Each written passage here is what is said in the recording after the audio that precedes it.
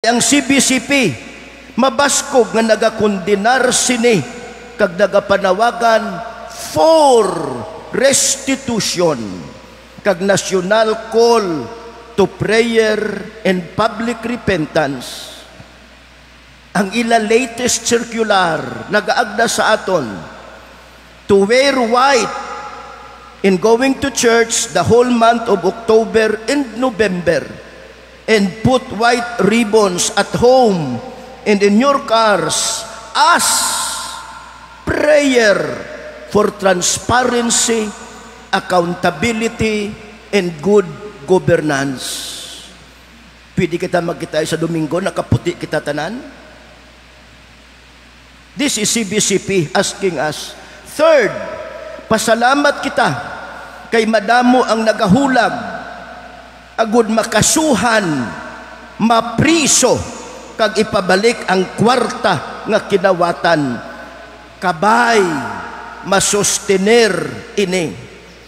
Angot dira, may forum sa October 18, 2025 sa UP Iloilo City Campus Auditorium, 8 to 12 kag 1 to 4 on transparency and accountability ngang aton dinapit sanday Cielo Magno kag Heidi Mendoza.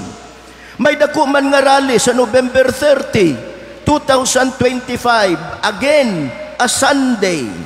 Hulat lang sa dugang nga informasyon, imbitado kamo tanan. I will be there, kay kulang pa ang akon ihibalo na hanungod sa nagakatabo sa pungsod.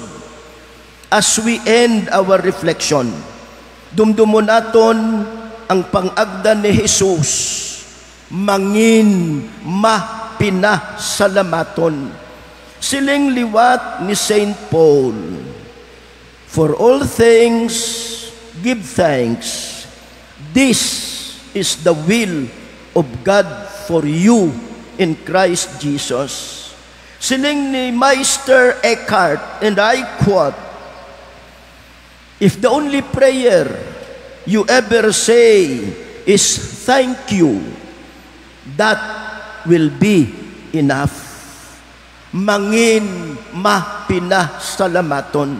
Lastly, ginasiling man, and I quote, thanksgiving is first a thanks, then a giving, meaning because you have been blessed, be a blessing. Today, Extreme Poverty and Indigenous People Sunday, to them be a blessing.